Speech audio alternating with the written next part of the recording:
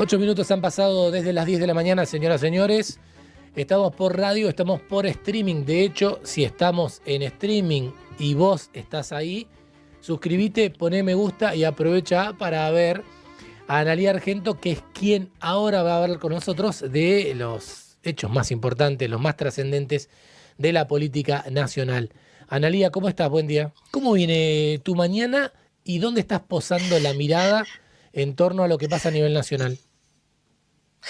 Bueno, me parece que el gobierno nacional está en problemas políticos y económicos, ¿no?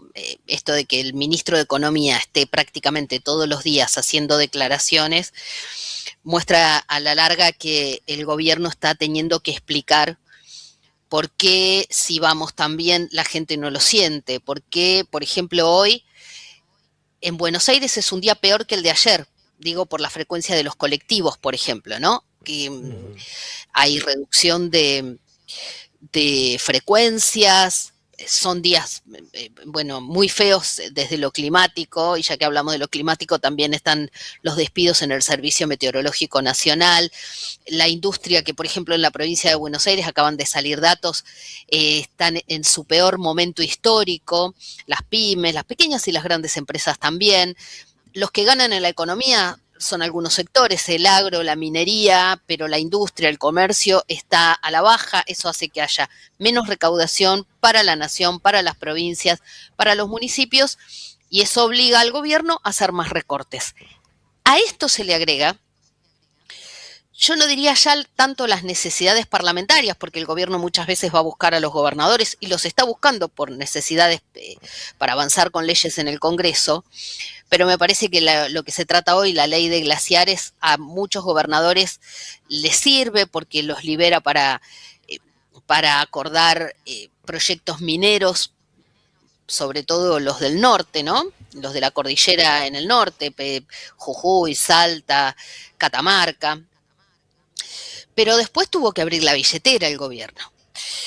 Pero no, porque uno dice, hay 12 provincias a las que les da adelanto de coparticipación, y ayer Sandra Petovelo, y esto es un dato, lo dejo ahí al costado y ahora les digo por qué, Sandra Petovelo hizo 2 acuerdos con la provincia de Santa Fe, por ejemplo, para transferirle fondos de la caja de jubilaciones. Ya hace unos días habían hecho con Ignacio Torres de Chubut, y lo presentan como un convenio, como un acuerdo. Ahora, todo esto estaba en la Corte Suprema de Justicia porque los gobernadores fueron con reclamos. Corrientes, que también hizo un acuerdo ayer. Santa Fe tiene 2 juicios en la Corte Suprema de Justicia de la Nación. Uno sigue en marcha por todo el stock, la deuda acumulada. Y el que le corresponde a Javier Milei de los últimos 2 años, en que cortó las transferencias a las cajas no transferidas, ese se suspende en tanto y en cuanto, a partir del próximo mes de mayo, el gobierno empiece a transferir 10.000 millones por mes. Entonces, no es un convenio de, el gobierno acordó, estamos todos contentos. Se presenta así, pero en realidad son demandas ante la Corte, como cuando Alberto Beretilnec fue a demandar por los fondos por las rutas, que eso también en algún momento le va a estallar al gobierno. Eso también le va a estallar al gobierno, porque hay muchas demandas por fondos que corresponde que Nación le transfiera a las provincias y que se está quedando para que le den las cuentas. Y todo eso está, lo están controlando, digamos, con la forma de presentación, esto de firmamos un convenio, todos contentos, pero guarda que no es que el gobierno, si no acuerda, va a tener un fallo en la Corte Suprema que va a ser mucho peor. Bueno, como le pasó apenas asumió Macri con el reclamo de 3 provincias vinculado con las retenciones de ANSES, ¿no? Que después, claro, eso evidentemente cambió para todas las provincias a partir de ese fallo, bueno, con beneficio específico para 3, yo ahora las podría intentar mencionar, pero no me acuerdo, que eran Santa Fe, San Luis y Córdoba, probablemente, pero no lo tengo tan claro. San Luis siempre, ¿te acordás? San Luis en esa época estaba siempre en los reclamos, sí. Bueno, con La Pampa también había. Sí. ¿No refrescó un poquito, Analía, perdón, la llegada de Maíquez? ¿Cambia algo? Porque digo, el gobierno puso a alguien del poder y calculo yo que a cambio de algo. Bueno, hay que ver, porque el otro día hablaba con una colega que transita mucho los pasillos de tribunales y me decían que más o menos, porque la llegada de Máiquez no representa a todo, no es un acuerdo con el Poder Judicial. Y que la patria judicial, digamos, estaba molesta porque las listas de los ascensos y demás, o los ascensos no, las propuestas de jueces, no habían sido conversadas. No sé si ahora eso está cambiando, que puede ser, pero no es. Y yo creo que no están tan contentos en tribunales, por lo menos por lo que se ve. Ahora dicen que están en conversaciones, que hubo una charla con Lorenzetti, que estaban viendo, por ejemplo, si quién va al lugar del procurador, que hay algunos cargos que podrían estarse conversando con, digamos, con la familia judicial, no es la patria judicial, la familia judicial. Pero si ustedes miran, hoy la noticia también está en los tribunales. Hoy declara la escribana, ya llegó, acaba de llegar, ¿no? Exacto. Decía recién el noticiero. La escribana que actuó en todas las operaciones inmobiliarias de Manuel Adorni. Están pidiendo, digo, teléfonos, información, están transitando los testigos. Hay que ver hasta dónde llegan, pero por lo que se ve, la justicia está investigando al jefe de gabinete del gobierno de Javier Milei. Algo que por ahí hace unos meses uno no hubiera pensado. Y el caso Libra y el caso de, y el caso de los créditos del Banco Nación también está en la justicia. Hay que ver con qué celeridad avanza, ¿no? Pero en el caso de Adorni se está viendo mucho movimiento, por lo menos. Sí. Sí, así que si la idea fue que el ministro de Justicia frenara eso, no la pudo atajar. Igual siempre se puede, después que un juez dice sobresee, hay un montón de cosas, de posibilidades, ¿no? Mientras se investiga. Pero por lo menos no está cajoneado. Claro, eso, no está cajoneado. Al no estar cajoneado, lo que gana es mucho aire y ya lo ha esmerilado lo ha esmerilado mucho al jefe de gabinete. Parece tener el boleto picado, por lo menos para la consideración de la gente, más allá de las ratificaciones por parte del presidente, ¿no? Mira, ayer un diputado del MID, Eduardo Falcone, me decía, yo creo que no llega al 29, me decía, el 29 es el día que se tiene que presentar ante la Cámara de Diputados, que el presidente dijo que lo va a acompañar y demás. Hay un tema, es que Adorni es la mano derecha de Javier Milei. ¿A quién van a poner en ese lugar? Yo veo, y por eso lo dejaba un poquito al costado, Sandra Petovelo los últimos días cobró mucho protagonismo, no solo con lo que pasó ayer de que se cortó el plan volver al trabajo, sino en cada acuerdo con los gobernadores por las transferencias desde ANSES a las cajas de jubilaciones, la que está es Sandra Petovelo. Manuel Adorni está, sí, en las reuniones de gabinete, rodeado por todos, sonriente, sí, pero no está en el... uno hubiera imaginado hace un mes o dos que si había un acuerdo con un gobernador iba a estar Adorni. Me parece ahí que la tienen en boxes a Sandra Petovelo. Esa es una impresión que me da por cómo se están moviendo públicamente. Después lo que me parece es que el gobierno está en problemas porque todos los mayores escándalos tocan al Triángulo de Hierro, Karina Milei, Manuel Adorni, o por ejemplo los créditos del Banco Nación tocan a funcionarios vinculados al ministro, que uno podría decir el más importante, que es Luis Caputo, ¿no? El presidente se lo ve muy enojado, porque muchos hoy tuiteó 1000 tweets el fin de semana, no trabaja. Para mí eso lo que muestra es que el presidente mismo está en una batalla con nosotros los periodistas, y eso muestra que no hay tranquilidad, que el presidente y su hermana actúan con mucha emocionalidad. ¿Esto por qué lo digo? Porque se impide el ingreso a periodistas de medios que publicaron esas notas de los rusos, que miren, ahí salió recién una nota en el diario Clarín que dice... Sí, Analía, y es más, hay dos medios importantes que estaban nombrados y que siguen estando en Casa Rosada. Entonces, en realidad no le cerraron la puerta a los que aparecen ahí, le cerraron la puerta a los que no les gustan a ellos. Claro. Y después hay periodistas que trabajan en varios medios, entonces están pudiendo ingresar porque trabajan para otros medios también. Y hay muchos en el gobierno que no saben cómo atajar estas cosas. Ese es un tema. Hay muchos que que no están de acuerdo, por ejemplo, con que se corte el ingreso en diputados y en la Casa Rosada a periodistas, porque lo ven como algo, coartar la libertad de expresión y demás, porque le dan entidad a estas notas. Yo que leo todo, chicos, no había leído nunca ninguna de esas notas, todas las que están diciendo, si ponían en jaque al gobierno, no son temas de los que estuvimos hablando todos. No es que decíamos, claro, sí. No es como ahora lo que está pasando en tribunales, que todo el mundo habla de eso, y eso es el impacto. Se generan noticias en tribunales y están en la tapa de todos los diarios. Analía, por el caso Libra me parece interesante. Yo escuchaba ayer, no creo, porque la verdad es que no creo, menos con este sistema judicial argentino, pero ¿existe realmente la chance de que la querella pida la indagatoria del presidente? ¿Eso es así? Y, a ver, nosotros tuvimos un vicepresidente, yo me acuerdo, fue un lunes porque trabajé hasta las 12, como 14 horas seguidas cuando Amado Boudou fue a tribunales, era vicepresidente. Claro. Y no sé, depende, ¿no? Igual el presidente puede declarar por escrito también.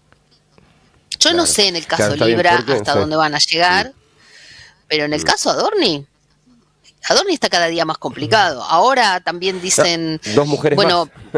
Sí, claro, sí. Sí, eso es raro, ¿no? Primero conseguir gente que te preste tanta plata y después que por qué no lo hiciste por el sistema. Por ahí lo que puede llegar a decir es que lo que pasa que evadía y... Porque también eso es un tema, ¿no? La evasión... Es un pecado compartido en la Argentina por mucha gente. Entonces, por ahí confiesa un pecado menor al que se le atribuye, ¿no? Digo, evasión, si es plata tuya, es más perdonable que si sacaste plata del Estado siendo funcionario. Exactamente. Analía, nos quedan un par de minutos, pero no quiero dejar de preguntarte por... Sí. Si ocurre algo con la oposición, si hay alguna movida por ahí dando vuelta, si hay algo que se pueda leer en cuanto a construcción de espacio, o si todavía falta, están dejando que el famoso, cuando tu enemigo se está equivocando, tenés que dejarlo, mejor ni aparecer, bueno. Que no era algo que ocurría, porque a veces el gobierno nacional estaba medio tambaleando y se agarraban la cámpora con Axel Kicillof, solía pasar también. Algunos dicen eso, hay que dejarlo que se equivoquen solos. Por eso muchos hoy sí querían, más allá de que se trata de ley de glaciares y están en contra de la ley, pero van a ir al recinto porque quieren hablar de otras cosas, aparte de la ley de glaciares, ¿no? A ver, hay varias cosas que están ocurriendo. El PRO está en problemas, tiene identidad o no. Jorge Macri en la ciudad de Buenos Aires, por ejemplo, está queriendo se adelanta y quiere ser más violeta que los libertarios. Entonces, por ejemplo, tiene en venta los medios públicos. Ayer no pasarán orden, estaba al estilo de Patricia Bullrich. Muchos dicen, pero ¿quién va a votar la copia si está el original? Ese es un tema, el problema que tiene el PRO. Hay movimientos en el PRO. Una cosa es el PRO en la provincia de Buenos Aires, que en unos días va a tener una reunión. Algunos dicen, tendría que haber una gran interna amarilla, que Rodríguez Larreta vuelva y que compitan con Jorge Macri por la jefatura de gobierno de la ciudad. Eso es una oposición. Después están los de Provincias Unidas, que muchos en el Congreso están envalentonados. Digo, por ejemplo, Esteban Paulón, socialista, es Provincias Unidas y es muy opositor al gobierno. Están buscando candidatos, dicen algunos, están viendo algunas opciones.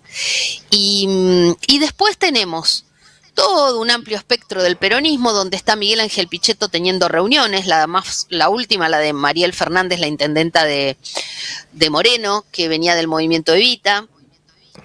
En ese mismo espacio aparece Sergio Uñac, ex gobernador de San Juan, que cuando en anteriores oportunidades la CGT lo fue a buscar para que fuera candidato, dijo que no, y ahora parece que quiere ser. Algunos dicen que lo alienta a Cristina o que lo alienta a la Cámpora para competirle a Kicillof. Después está Axel Kicillof, que empieza a asomarse. El otro día estuvo en Ushuaia, donde estuvo Ricardo Quintela, que dijo que hay que apoyarlo, ¿no? El gobernador de La Rioja. Entonces, algunos que empiezan a decir, hay que ir por ahí. Y ayer tuvo una reunión Kicillof con Emilio Monzó y con Nicolás Massot, que venían del PRO, fueron el jefe del bloque del PRO de Mauricio Macri y el presidente de la Cámara de Diputados de Mauricio Macri, que ya no están en el PRO, tuvieron una reunión. No es raro, porque ellos cada tanto se reúnen. Massot tiene muy buen diálogo con Kicillof, pero en este contexto muchos dicen, están ampliando esto de hacer un espacio muy abierto, donde haya una gran PASO, y si no va a tener que haber una interna, si la suspende el gobierno nacional las PASO, y ver cómo reconfiguran eso. Está todo muy movido, porque hace unos días, hace 2 semanas hubo elecciones. Te freno ahí para decir algo. Todos los que mencionaste son actores de la política. ¿Por qué lo digo? Porque muchos remarcan la posibilidad, o algunos dicen, de ahora en más, esto digo, alguna vez lo dijo Fantino, solo outsiders serán presidentes de la Argentina después de cómo llegó Milei. Lo que a mí me parece es que para que llegue un outsider es como poco tiempo, o está medio justo, porque Milei lo fue, llegó de afuera, pero él ya había participado de una elección y de hecho cuando llega ya era diputado nacional. Digo, pensando en lo que marcan algunos, un pastor de acá, un empresario o CEO de este lado, el camino no está trazado todavía, salvo que sea, como decís, ¿no? Frente amplio y político tradicional. Bueno, a Bolsonaro lo terminó corriendo Lula, ¿no? Claro, el vaivén pendular. Sí, pero te digo, muchos están viendo eso. A ver, porque lo que está pasando hoy, te dicen todos los encuestadores, es que al gobierno le cae su imagen. La imagen de Milei cae, por ejemplo, y está mejor posicionada Patricia Bullrich. Ese es otro dato. Pero al mismo tiempo, todo lo que está enfrente, si vos les preguntás, no dicen todos un nombre. Está muy dispersa la oposición, con lo cual Milei podría ser reelecto, por ejemplo, si las elecciones fueran hoy, porque ninguno de los de enfrente suma todo, salvo que entraran a un balotaje y por ahí pasara como con Milei, que el PRO se fue detrás de Milei o que muchos radicales se fueron detrás de Milei, que pasara lo mismo con un peronista como Kicillof. Yo lo veo medio raro, porque no ha pasado en el Congreso y no ha pasado con los gobernadores. Ahora, ayer Kicillof, ayer o antes de ayer, tuvo una reunión también con pastores evangélicos. Entonces digo, me parece que muchos también quieren tener que no se vaya ese voto con el pastor Gebel, ¿no? Claro, no, y Analía, históricamente, digo, es una representatividad de por lo menos, jugando así en el aire, un 15% de la población, digo, es imposible no reunirse también, pero a mí me sorprendió este armado, supuestamente nuevo armado frente peronista, que anda mucho Pichetto comentando, que aparece Moreno detrás también. Moreno llegó a nombrar a Villarruel.